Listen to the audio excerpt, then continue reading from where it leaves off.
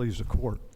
My name is Clifton Mullen Jr. I am here on behalf of the petitioners. I have the honor of representing Senator Alicia Joyner and Senator Altman. The plaintiffs are here to argue a case involving a very large infrastructure project and the separation of powers under the Florida Constitution. You're going to have a limited time. And the large infrastructure project connects the high-speed rail line from Orlando. I'm sorry. Did you hear Justice Pariente has a comment. We know why you're here. You have trouble hearing? Yes, I am. Okay.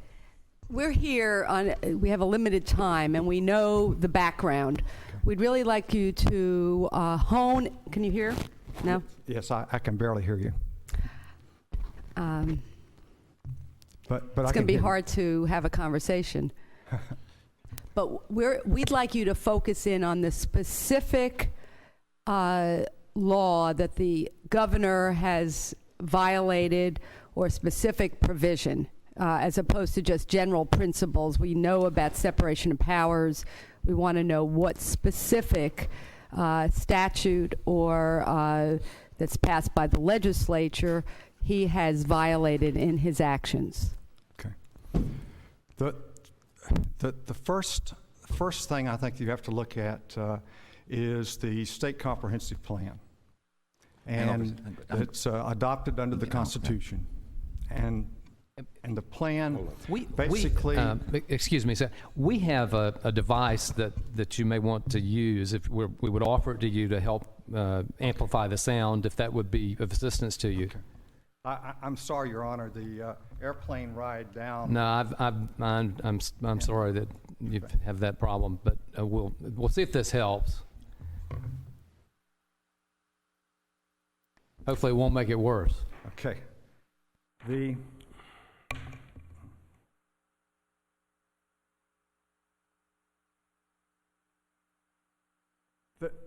first thing that you have to look at is the Florida Comprehensive Plan. And the Florida Comprehensive Plan was adopted pursuant to the Florida Constitution. And the Comprehensive Plan in Section 19 establishes as a state policy this particular project.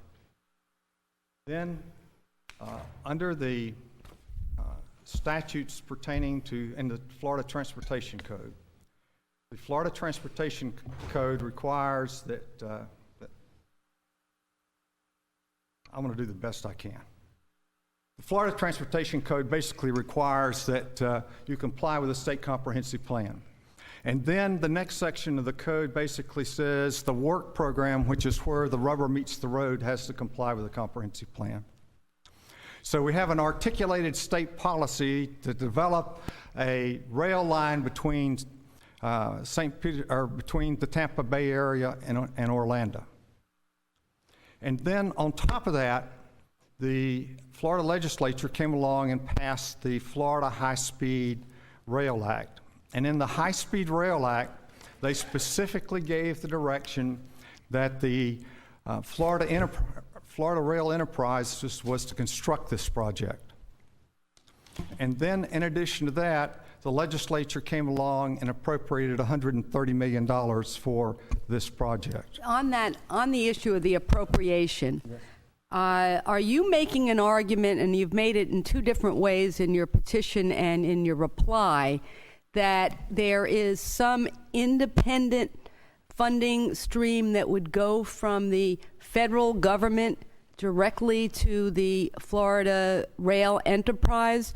Or isn't it correct that under 216, without any exemption, that all of the federal grant monies have to go through and be appropriated by the legislature?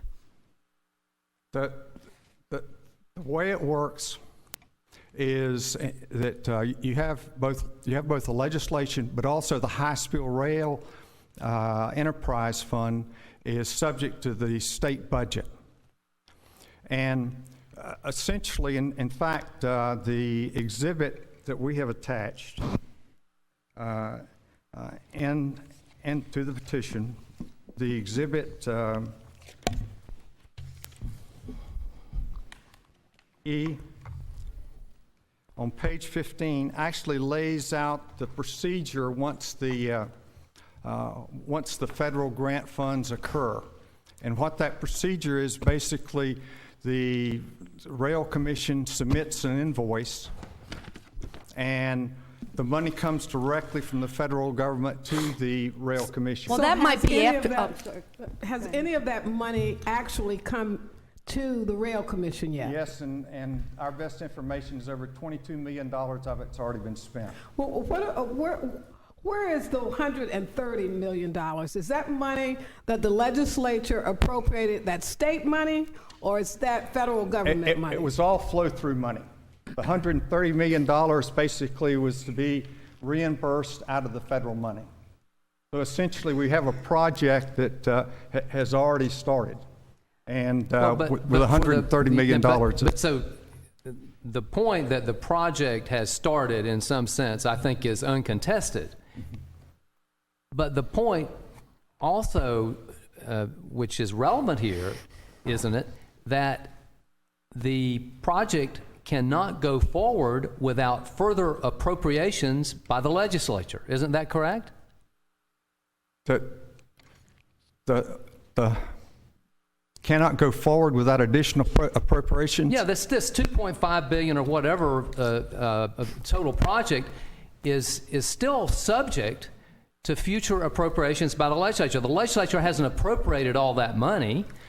You're correct. The legislature's only appropriated $130 million at this time. Well, but isn't that a pretty significant thing here? Because and doesn't that circumstance really separate the facts presented here from the facts in the case that you rely on from the state of South Carolina, where Governor Sanford got locked into a dispute there with the legislature about taking the stimulus funds, but he lost because they passed a law that required him to take specific acts to obtain the federal money. As I understand it, he vetoed the law and they overrode his veto. And so we had a clear direction there from the legislature, appropriation of the funds by the legislature. The governor there went off and on some theory about the federal law giving him special authority. He lost on that. He lost on the state law grounds. But the governor here has not done anything that looks at all like that, has he? I think he has. And here, in fact, I view this as broken down into two separate actions. At this point, he has announced that the state of Florida is not going forward with this project. Well, wait, let me ask you a question about that. That's the letter of February 16? Yes, sir. Well, is that really meaningful? If that's not required, then the letter's a nullity. Is this some federal requirement that he say, okay, I like this? Yes, or the Secretary, as we read it, the Secretary of Transportation is going to pull the funding. Well, I mean, that's as a matter of federal law, isn't it? Rather than state law? No, Your Honor, I believe that what this constitutes by him deciding not to go forward is an effective impoundment of the difference between the $66 million contract that's been into and the $130 million appropriation. But even if, let's just accept your argument that $130 million was appropriated and 66 has so far been awarded, and somehow what this letter does is it's not going to allow the federal government to, or they won't now send $66 million more. We're talking about a $2.4 billion project, and I think in terms of the relief that you're seeking here, which is a mandamus or quo warranto, my question remains, and I think you answered it, but I'm not sure. I'll give you a chance. The legislature has neither appropriated $2.4 billion, nor have they, within the Florida Rail Act or Chapter 216, provided that the federal money, the federal grant money, can flow to the rail enterprise without continuing appropriations by the legislature. In other words, the legislature on a yearly basis still has to act to appropriate. So that's question is, let's say we gave you relief on $66 million. That's not going to get this rail project built, and so it's really up to the legislature to decide whether they want a continuing appropriation or not.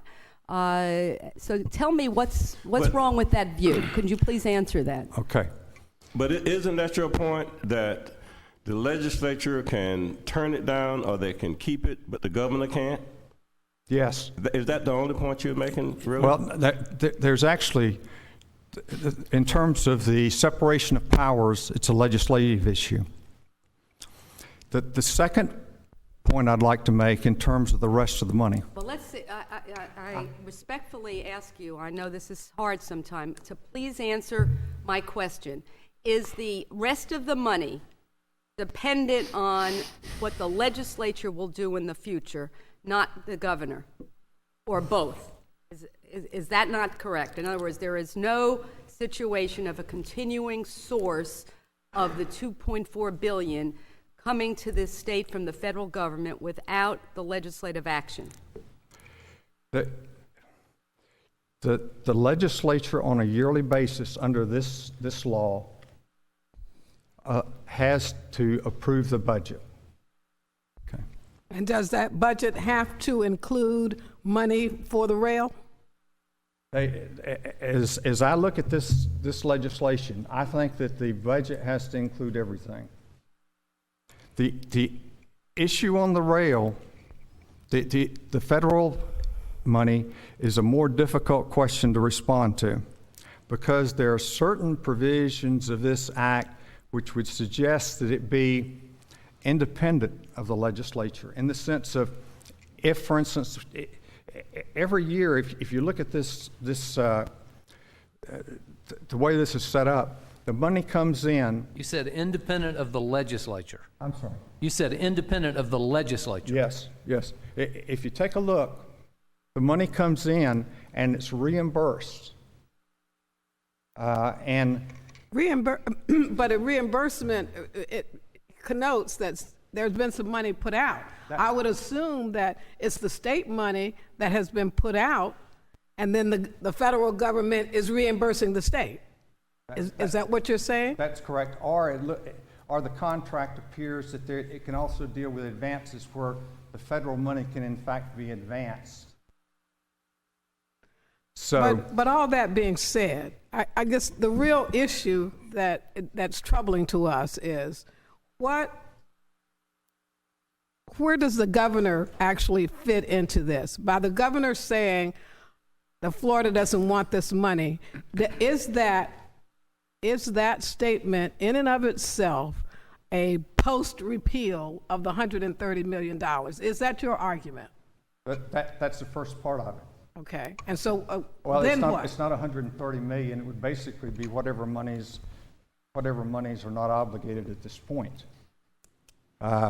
Because we've got a grant for, of that 130, we've got a $66 million grant.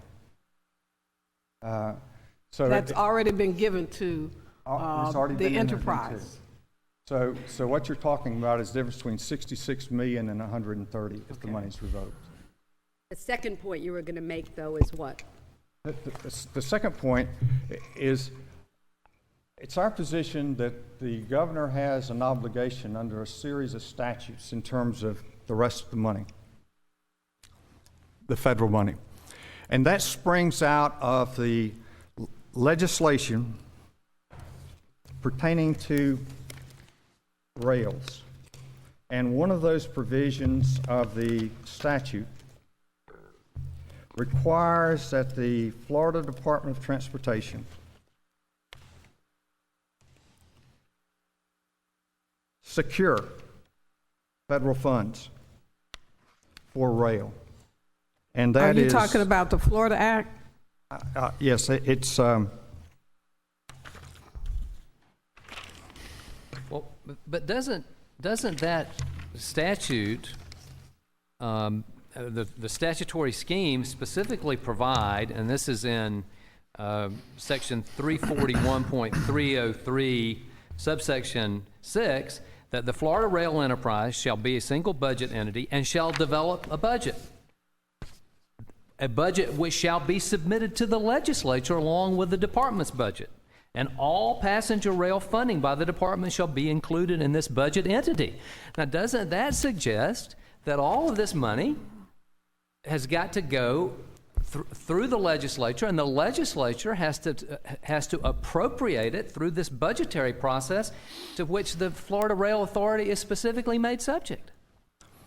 Not necessarily, Your Honor. The statute the federal grants, if you take a look, the federal grants are entered into directly with the enterprise, and not necessarily through the state. Either way that they're entered into, I think it goes back to a question I'm still not sure you answered. The legislature could have made this either a continuing appropriation, Yes, or they could have exempted it, as they've exempted state universities from having anything to do with the federal grant and let it go through it. But it's not clearly done through the law. So we are standing here, or you're standing here, we're sitting trying to figure out whether the governor has violated some clear law, and what you're telling us is that we have to piece together about 10 different statutes and exhibits and do it by 9 o'clock tomorrow morning. And it's that concern, that is, that we're under some emergency arbitrarily created by either the federal government or the Secretary of Transportation. I cannot clearly see the legal right. I see the frustration that those who have been in favor of this rail system have. It's clearly frustrating to have a governor come in and about face. But the question is whether this is the case that this court should interfere with the relationship between the governor and the federal government and the governor and the legislature. So that's where you need to help me out, Okay. is to say, where is it? And what should we do? What is it you're asking us to do? okay. Asking you to do two things. One is, I think that the governor has impounded the $60 million between the amount of the contract and the legislative appropriation, because of the fact he's told the federal government that the state of Florida is not going forward with this project. And it's our position that represents a infringement on the separation of powers. Well, but basically, didn't the federal government ask the governor to give assurances that he was all for this and he would support it all along the way? And if he's not for it, why can't he express his opposition to it, particularly when the consummation of this is all subject to these appropriations that the legislature still has to make, and which have to come before the governor in his capacity of possibly exercising his veto. It seems like to me this is a project which is just still very much an expectancy. It's not something that the legislature has fully authorized. And you're down to 2 minutes. Okay. I will give you an extra minute because we've helped you exhaust so much of your time here. But Your Honor, I basically think that when the legislature passed the High Rail Act, that they gave the direction for this project, and that the governor doesn't have the authority to unilaterally decide not to go forward with a project. And I'd like, just in the minute or two I've got left, I'd like basically this is your rebuttal time you're in. I'm sorry, what? You're in your rebuttal time. Okay. I'll yield at this point. May it please the court, Charles Trippi, General Counsel, Executive Office of the Governor. First, let me say the governor is not in violation of any law. The narrow issue before this court is whether petitioners have met their heavy burden for extraordinary relief under either You said the governor is not in violation of any law. No, ma'am. But how in the world, it seems to me, that the legislature has made a policy decision that we're going to have a high-speed rail from Tampa to Orlando, and that they took the next step and established the enterprise, correct? And then they took a further step and appropriated $130 million toward that project. And so with the governor now saying that he is not going, that Florida is not going to go forward with this project, hasn't he in essence said, I'm vetoing the use of this $130 million for high-speed rail? He's not, and he has not vetoed the use of the funds. There has been one appropriation. But for the high-speed rail, it won't be No, used for the anymore. high-speed, most of that money has been spent. The 130 that has been appropriated has been spent to about the extent of 110. Okay, There- so we don't have, the issue as to whether his actions affect the 130 million, you would argue, and of course we have a very limited to no factual record here. Yes. That that's a de minimis, that's de minimis right now. It's not only de minimis, but the statute itself provides for a carryover if by the end of the year the money hasn't been spent. So he's not in violation by virtue of this But he's not intending to appropriation. do anything with that remaining money, or they have not established that he's. He is not intending to spend it on some other thing, no. But I guess what my question or problem is this, is that would your argument be different about what has happened if the Florida still had the high-speed rail constitutional amendment that we had and then we didn't have it, that mandated that a high-speed rail system be built in the state of Florida? Would his discretion as far as the future be limited because of that constitutional amendment? I don't think it would make any difference. A statute is passed, presumably a statute would have been passed under the constitutional amendment as well. There's a statute which creates the entity which could do the high-speed rail. Well, in fact, but it does actually mandate that one shall be built. So is this a question that maybe he's not in violation now, but he might be in violation in the future? Or do we look at it just as a moment in time? If there were a constitutional amendment? No, because you said there's a statute in place. There's a statute. That says a high-speed rail system shall be. He does not intend to violate the law. The governor is taking the position that this is a bad policy. The legislature, he believes, will agree with him. He does not intend to violate the statute. That's just the point. The legislature can agree with him, but they haven't. And isn't the governor mandated through the Constitution to carry out the statutes and laws of the legislature?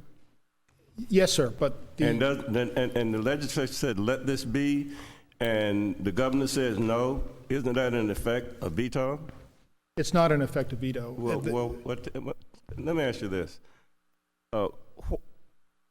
Is this condition that the governor accept this coming on from the feds, is that a federal condition? Well, as I understand it, and we've attached as Exhibit 1 to the response to the petition, a paper that was sent to the governor by the USDOT.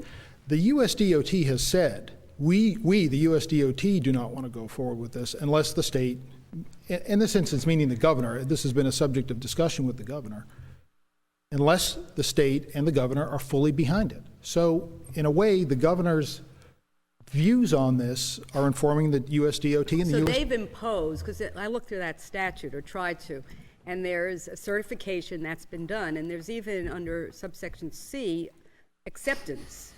And if the governor doesn't accept it, there's a way that a legislature can do a joint resolution. And you challenge that if it were to be put into effect is maybe not constitutional. But Yes, ma'am. bottom line is this idea that the federal government has now said, not only did you have to apply, not only did you have to certify, not only did you have to set up the separate entity, but we want the governor of your state to be happy and fully behind it.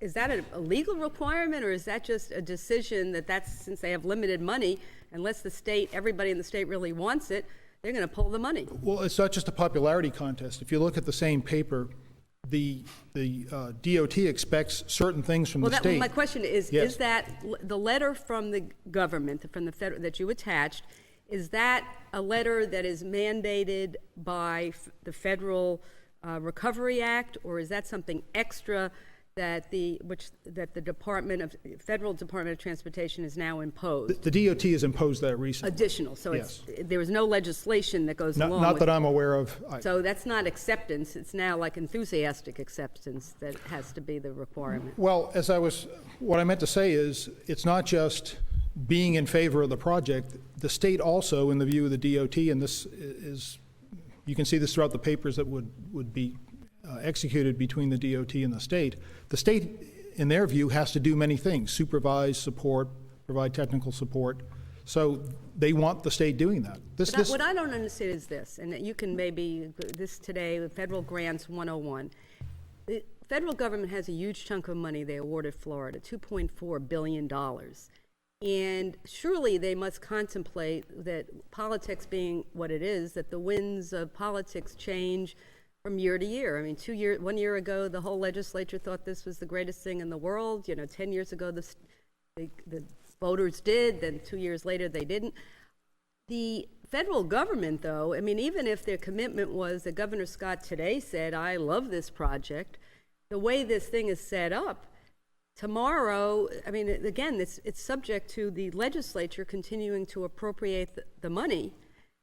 So the federal government, do they not require there to be something else signed in advance that sort of says we are accepting this money and we're going to build this project? They require that certification, but that can't bind the next year's legislature. And every year there must be appropriations, as Justice Kennedy pointed out. Well, can they do what could they have done what South Carolina did, which is appropriate the whole amount in one legislative session, the whole $2.4 billion? I suppose it's theoretically possible, but I don't think it would be fiscally prudent to do that. I don't imagine the U.S. government would find that fiscally prudent to simply put that amount of money into the hands of the state to... Well, not give it, but that it would be, appropriating isn't the same thing as receiving it, is it?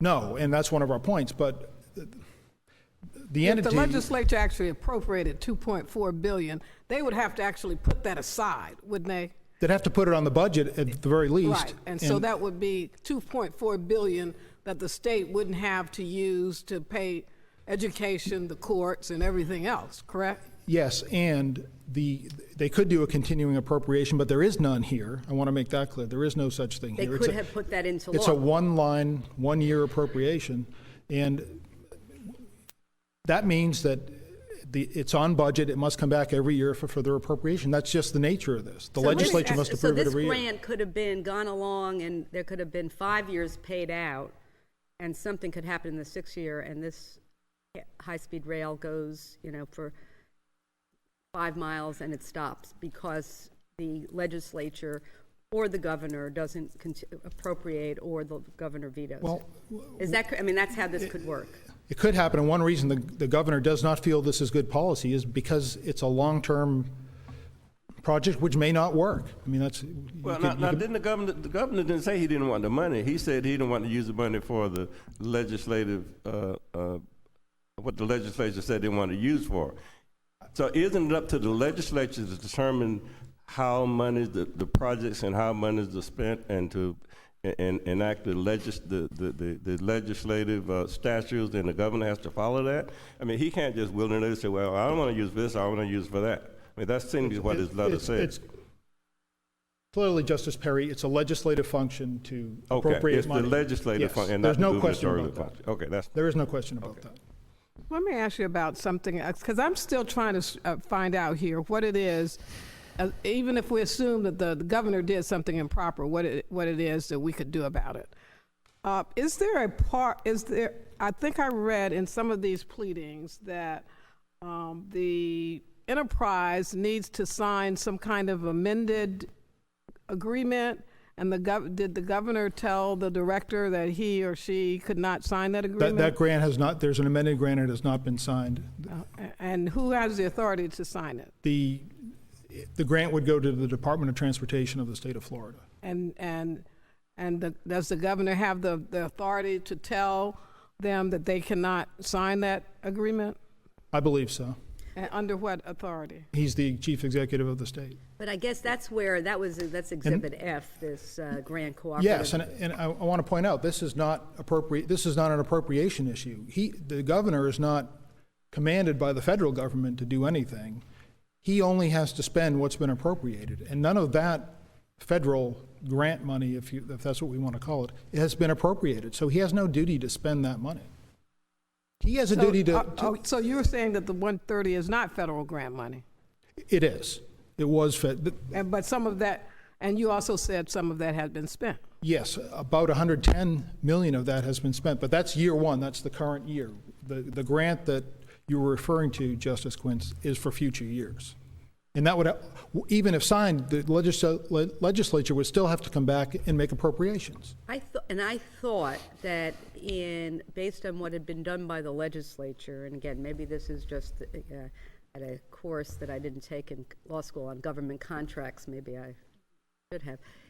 It looked like the federal government had awarded this state the $2.4 billion, and that the state had certified they wanted it and went ahead and did all this. But so these other things, like a grant cooperative agreement, isn't that just being done pursuant to what the money is that's already been awarded to this state?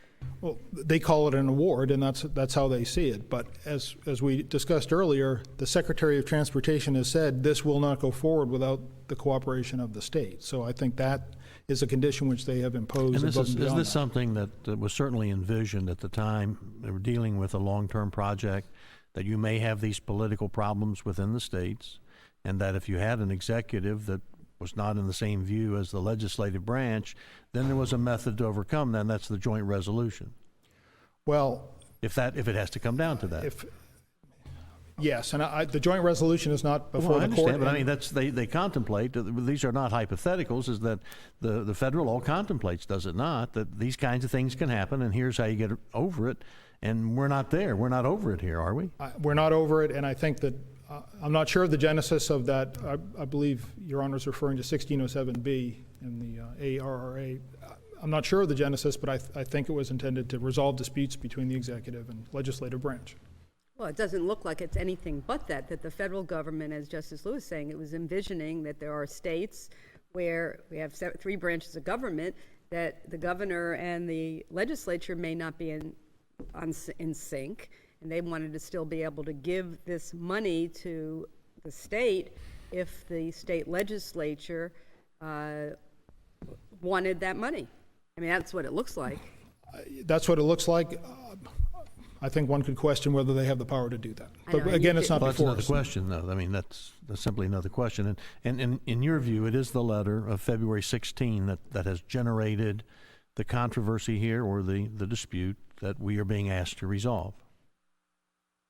Well, I suppose that letter Okay. generated And it. that letter was in response to a request by someone from the federal government wanting the executive branch in Florida to enthusiastically support this, was it not? Yes, and that support And is so- not there. Well, I understand, and so that's what's being asked, is that somehow this court order that executive to enthusiastically support or take that step. Is that as you see what they're asking us to do? That's one thing, and much more. I'd like to address that very briefly, because if one looks at their request for relief, and I'll read it, this is the actual request for relief on page 23 of the petition. To expeditiously accept the funds, and by that they mean the stimulus or ARRA funds, and apply such funds appropriated by Congress and the Florida legislature for the Florida high-speed rail project. So the relief that's asked is an order to the governor to not only, and the governor is the only defendant here, I'll get to that in a minute, but to expeditiously accept the funds, and presumably that means funds into the far future, because there is no issue as to the current year. That's been appropriated and mainly spent. And then to apply such funds, the only way they can be applied is to build the project. So this is the scope of this is vast. Well, and isn't part of that a request that the governor not exercise or make a commitment that he would not exercise his veto authority? Yes. With respect to appropriations to further this project? And if there's anything that is integral to the executive function under our Constitution, it would be the governor's authority to veto measures coming through the legislature, including his authority to exercise a line item veto with respect to appropriations. Isn't that Absolutely, correct? absolutely, sir. And But isn't that the case going forward? He can't do it retroactively, can he? no, sir, but there is no, Okay. really, there is no issue retroactively. Most of the year one money's been spent, and it will carry over, and the legislature is going to take this up. When you say carry over, what do you mean? Well, the exactly? statute, and I can get Your Honor the site, but the statute provides that if all the money from this year's appropriation is not spent, it will And be, do we send it back to the federal government? that will be up to the legislature. There'll be Well, a new but budget. The legislature would have no choice except to use it for the high-speed rail or to give it back, it would seem to me. That may be true. I just couldn't say as I stand here now. But getting back to the scope of relief, it would not only require intrusion into the veto power, but effectively, it's going to require an order to the legislature to appropriate into future years. I mean, the money can't be there to spend unless the legislature appropriates it, because this has to be on budget. I mean, obviously, going forward, the legislature has the power to repeal this if they decide to next week. They can do it. Of course, sir. I think the only argument that I see here is that the governor can't unilaterally do it on his own, relating back. Now, he has the right to veto anything coming forward that he pleases. And that's what he has said. We're not talking retrospectively. He has said, as we go forward, I'm going to veto future appropriations. That's what we said in our brief. And that's because he's been elected, he has looked at this, and he has decided it's dangerous to the public fisc.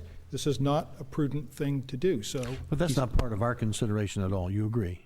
Whether it's a good idea or bad idea. The merits You're should right? not be here. I believe that this Is that right? petition should be, yes, sir. You agree with that? Okay. And the petition should be denied simply because this court cannot fashion appropriate relief under either. I mean, and that's since this is an extraordinary writ, and it's being presented to us for the first time, unless there is a clearly established violation of law and under quo warranto, a specific act that he has violated, mandamus certainly, I mean, if we ever grant a mandamus in this case, our prisoners would have a field day because, again, you need to have it be very narrow and very specific if it's mandamus. Yes, ma'am. Mandamus is completely inappropriate because there's no ministerial act here.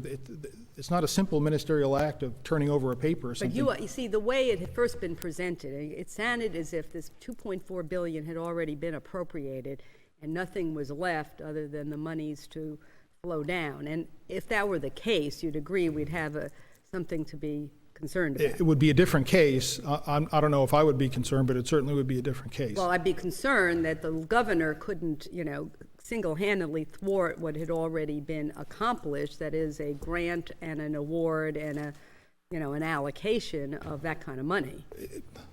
I think we're in agreement that we're not dealing with this. That case does not deal with simply this year's appropriation. Your Honor's talking about a very different case where future appropriations would be at issue. But at this point, assuming there was no issue about whether the governor likes this project or doesn't like this project, could the federal government just decide not to, we don't want Florida to have this money anymore and we can't do it? I mean, are they bound by the award of telling us that we can have the $2.4 billion? Apparently, they don't feel that they're bound because they've said without this additional condition, it's not going to go forward. Well, I'm saying beyond that, has everything else been done? And could the federal government, if we take that out of the equation, this whole thing about the governor's assurance, if we take that out of this equation, has Florida done everything it was supposed to do to get the 2.4, and could the federal government back out at this point? The grant amendment has not been signed, so not everything has been done. I don't think my answer can go much further than that, but the grant amendment has not been signed by Florida. I could argue that might be a ministerial act, that is the signing of this that had already been done, but maybe we're not there. Your Honor, I think we're well past that because the appropriation process cannot be preempted by that. Every year there must be appropriations for this, That's including... really the most critical thing I think we've gotten to, is that it's really in the hands of the legislature now. It's going to be in session to decide what they want to do. Your time has expired. I'm going Yes, to give yes, sir. opposing counsel a minute. If you want another minute, you can have that too. But if you want to sit down now, you can. That's fine too. in the minute I have, I want to emphasize this. These large infrastructure projects require multiple years, a great deal of planning, and will run through hiccups as they progress. If we can't have a state plan that's followed, along with the legislature essentially assigning an agency with this responsibility. Well, could, as Justice Pariente asked earlier, we could get 5 years down the road in this project, and all the appropriate appropriations have been made, but for some reason the legislature decides they're not going to appropriate in that 6th year. We're just stuck. We've got half a rail, and that's it. But that's the prerogative. That's a prerogative of the legislature, and But he's sort of That conceding. seems to me a waste of everyone's money. He said it's a waste if that would happen. She said it was a waste. That would certainly be a waste of all of our money if 5 years down the road in a project, any kind of project, I'm not just talking about this rail project, but if there are no assurances that you're going to complete the project. That's correct, and the voters would be able to speak at the ballot box. I mean, that's the ultimate solution in terms of But that. it seemed to me that the governor has conceded he's not doing anything with the $130 million. And when we've been here, I have not heard you vary from your agreement that any future appropriation is in the hands of the legislature. So isn't this now, this is premature as to what might happen next month? Well, I mean, we've got to wait now for the legislature to appropriate, but isn't that the next step? Well, the reason, the initial question that you asked, and the reason I'm so careful about it, is I think there is a continuing appropriation in terms of this. We've got an appropriation in terms of the Stamp Act that kicks in. Well, that's the 60, you got a continuing appropriation of $60 million out of that, but we're not, and no one's has discussed that in detail, but we're talking about the money from the federal government that is needed to actually make this project go. Yes. Correct? Yes. Thank you. Thank you. We thank both sides for your argument.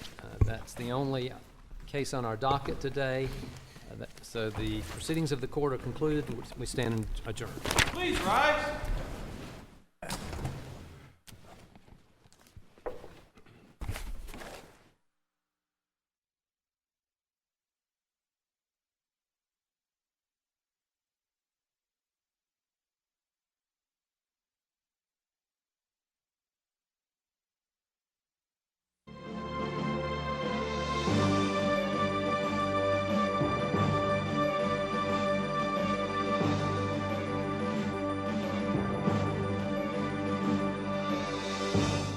You're watching the Florida Channel, a public service of the Florida Legislature, WFSU-TV, and Florida State University.